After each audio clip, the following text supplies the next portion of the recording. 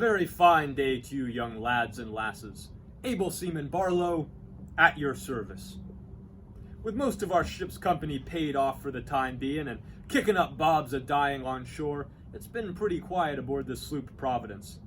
The captain has left behind only myself and one or two other old hands to stand the watches, holystone the decks, and make sure our spars and rigging remain in good order. I stay right busy with my shipboard tasks, but every now and again I find an hour or two to myself, and when I get the chance, I like to slip ashore and go in among the booksellers on the high street. 'Tis most agreeable to forget the cares of shipboard life for an hour or two in the company of a good book. And I was in a dusty old shop indeed t'other day when I chanced to spy this marvelous little volume, John Paul Jones, Sailor Hero, penned by the illustrious Stuart Graff. I thought to myself, why, here's a fine tale to share with the ship's youngsters. And so I made purchase of it at once and returned post-haste to the ship. Should you like to hear the tale of our sloop's bold commander? Well then, I must certainly oblige you. John Paul Jones, Sailor Hero. Chapter 1. Ships and Sails. 10-year-old John Paul lay quiet in the tall grass. He stared out across the sea. Far away was a single sail. "The enemy," John whispered to himself. "My ship is small, but she is fast. I will sail in close and fire my guns. I can get away before the enemy fires back." John moved quickly forward in the grass. He imagined he was captain of a warship. But he met a small, fast enemy himself. His knee came down on a clover flower. Inside was a bee that had no time for games. The bee stung his knee. With a yell of pain, John jumped up. He ran down the hill to the beach. Cool, wet sand would help the sting. Soon John felt better. Once again he saw a faraway sail. He shook his fist at it and laughed. "Look out for us small, fast fighters," he said. "We sting hard." John hurried down the beach to meet his friends Jamie and Rob. They had a secret meeting place in a cave by the water. John had told his father it might be a pirate's cave. His father had laughed at him. "There are no pirates on this quiet shore of Scotland, lad. Not now, in this peaceful year of 1757 anyway." Just the same, the boys always went into the cave carefully. There might be pirates. Today, John's friends were already there. The three boys headed for the little harbor of Carnsethorn nearby. Some small sailing ships were in the harbor, and the boys ran to a sloop. They jumped onto the deck behind a large sailor. He turned quickly. "You lads again," he cried. "It's time your fathers found work for you." "When I go to work, I'm going to be a sailor. I can tie any kind of knot already," John boasted. The sailor laughed. "All right, my lad. You take the ends of this rope. Now then, tie the knots I tell you to." John tied 5 knots quickly. Then he missed a hard one. "Just the same, lad, you are learning," the sailor said. "In a few years, you will be ready to go to sea." John's eyes sparkled. It was his dream to go to sea. Late that afternoon, John went home. His family's house was tiny, but his mother kept it neat and shining. She was small and quick, like John. "Don't mind being small, Johnny," his mother sometimes comforted him. "You have sharp wits to make up for it." John's older sister Janet was sitting by the fire. She was rocking baby Marianne's cradle. John sat down beside her. He stretched out his legs and closed his eyes and thought of William, his older brother. John barely remembered William. William had gone across the Atlantic Ocean to earn his living in America. John wondered what America was like. All at once, his mother's voice cut in sharply. "John, you have lessons to do. Get to them." She looked at him. "Stop dreaming, John. When you are grown and you are a man, dreaming won't be enough. You must know how to do things." That night before going to bed, John went to the window. Moonlight was streaming in. John looked across the water. "Someday I will go to sea," John said to himself. "I'll be an admiral, or maybe I'll own ships and be rich. but whatever I do, I'll know everything about sailing a ship." The moonlight gleamed along the water. To John, it looked like a wide, straight road to adventure. Chapter 2. Great News. One summer afternoon, John hurried to finish his chores. Now that he was 12, his father let him go out in the small sailboat alone. This afternoon, John was lucky. A good wind filled his sail. It carried the boat quickly over the water. John knew his mother would like a fish for supper. He tossed his line into the water and waited.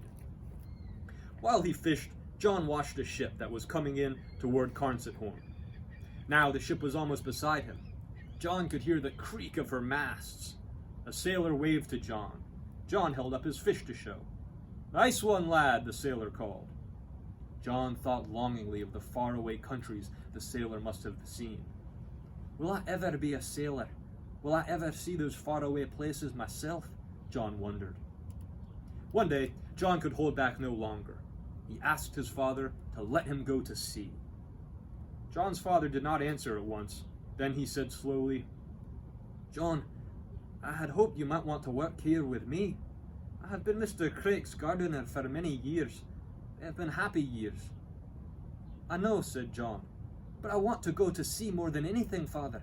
I'm strong. I know I will make a good sailor." John's father smiled. "Yes, I hear you climb masts and ropes like a monkey, but there is more to being a good sailor than that. You need more schooling, John, and you need some more growing too. Then we will see." John tried to be patient. He studied harder in school. He read the books Mr. Craik loaned him about ships and sailing, but it was hard to wait.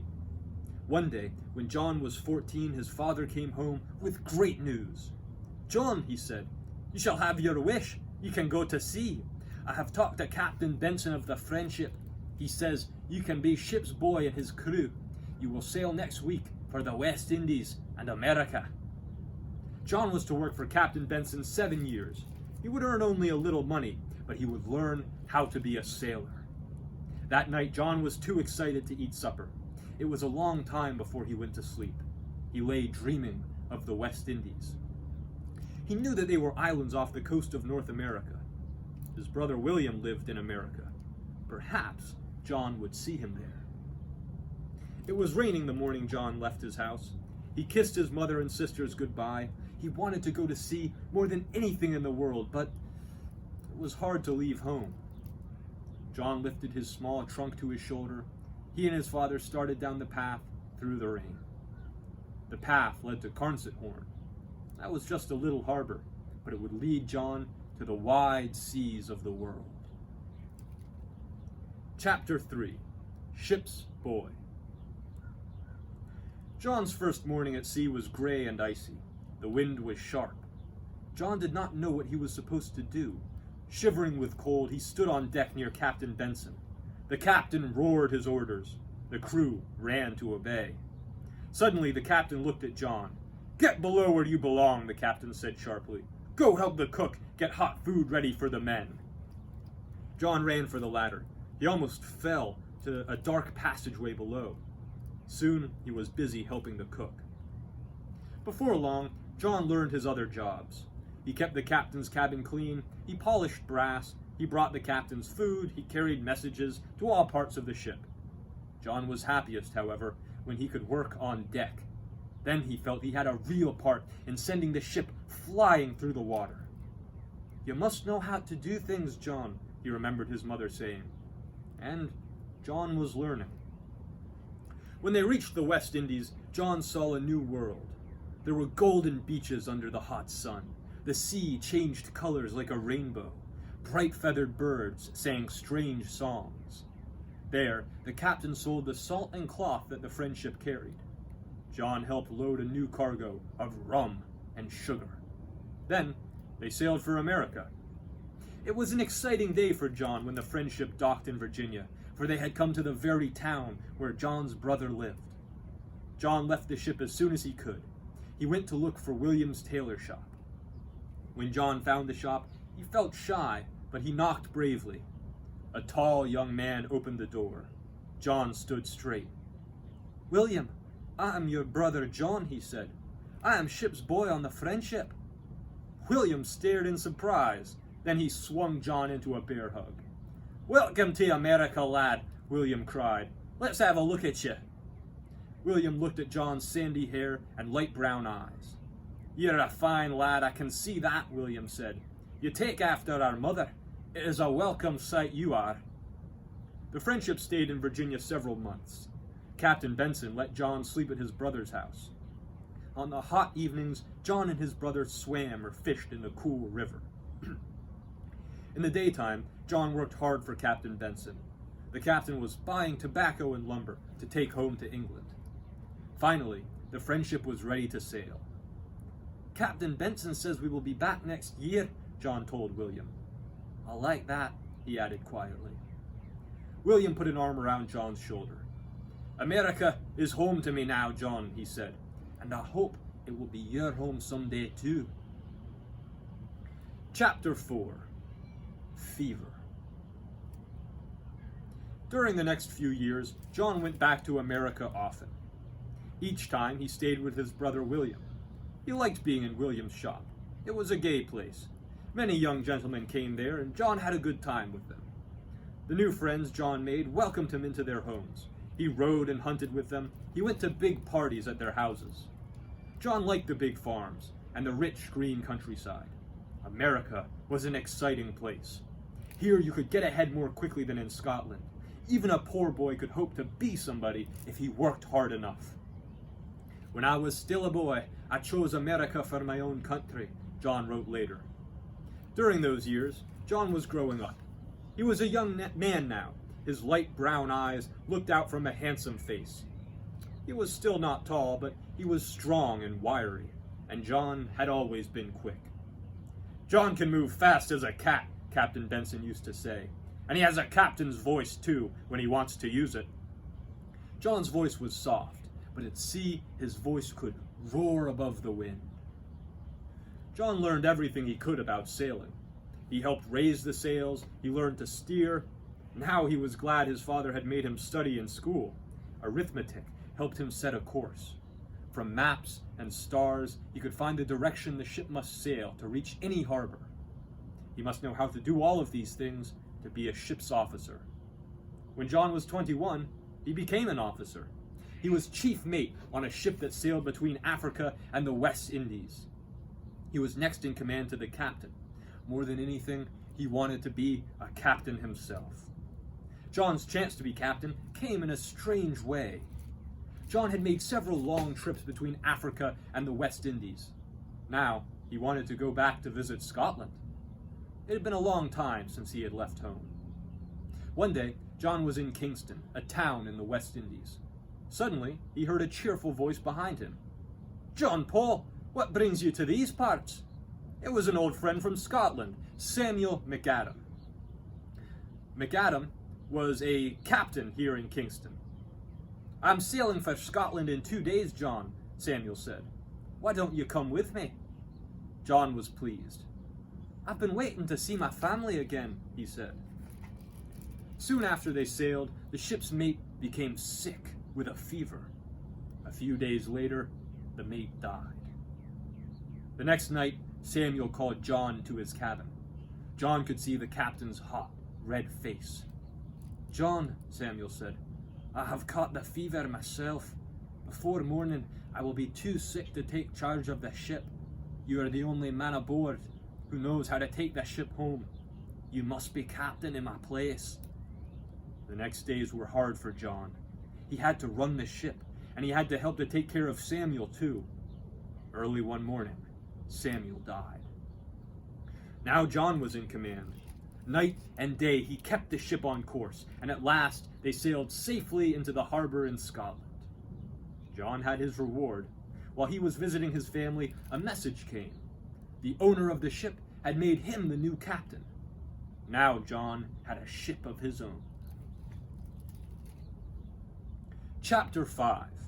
A New Name. John was a proud young captain. He knew all about sailing a big ship. He knew how a new ship should be built and how to repair an old one. He knew the best way to store a cargo, and he could tell when to buy and sell his cargoes. He knew what sails to use and in what weather. He knew how to handle a crew. He could take a ship over the wide seas safe and fast. John dreamed of owning his own ship, but something happened that suddenly ended that dream. On a trip to the West Indies, John had trouble with one sailor and his crew. The sailor was rough and mean. The day before they were to sail home, the sailor came to John's cabin. "The crew wants money to go ashore again," the sailor said roughly. "Pay us if you don't want trouble." John looked at the sailor sternly. "The men will be paid when we get back to England," John said. "I will pay no man sooner, and no man goes ashore." "You will be sorry for this," the man said angrily. He turned and stomped out of the cabin. An hour later, the ship's boy burst into John's cabin. "Captain, come quickly," he cried. "Some of the sailors are taking a boat to leave the ship." John started for the door. Something made him turn back. He put on his sword. John hurried out on deck. He saw a group of men lowering a small boat. The big sailor was the leader. John moved toward them. "You have my orders. You do not go ashore. Get to your places." The big sailor swung about. His eyes were wild. He held a big club. "We will go ashore," he said, moving toward John. "But you will stay here, my fine captain. And you won't care, because you will be dead." John drew his sword. He had to defend himself. He moved slowly backwards. Behind him was an opening that led to the deck below. The cover was off. John could move no further. He was trapped. John saw the sailor's club swing into the air. One blow could kill John. So John did what he had to do. His sword flashed toward the man. It stabbed him through. The sailor's club clattered to the deck. He fell at John's feet. The big sailor was dead. John acted quickly. He went ashore at once. He told his friends what had happened. They told John that the sailor's family lived on the island. They might try to kill John to get even. A judge would have to decide whether John was right, but it would be a long time before a judge could come to the island. "You must leave the island," John's friends said. "Don't come back until the judge is here." John borrowed a horse and rode to the other side of the island. He was just in time to catch a small boat and escape. John did not dare let anyone know where he had gone. He even took a new name to hide himself. John Paul's new name was John Paul Jones. What an adventure! Not even joined with our Continental Navy yet, and already young John Paul Jones is a bold and dashing ship's officer. How should you like to leave your home and family at only 14 years of age to go to sea and cross the stormy Atlantic? There's many a lad has gone to sea younger still. 'Tis most fortunate for young John Paul that he had a brother waiting for him across the sea. I'm sure you should like to hear the rest of our gallant captain's adventures, but for that, you must return next week. Methinks I hear the ship's bell being struck for the changing of the watch, and I must get to my station. Until next week then, shipmates, I bid you all a fond farewell.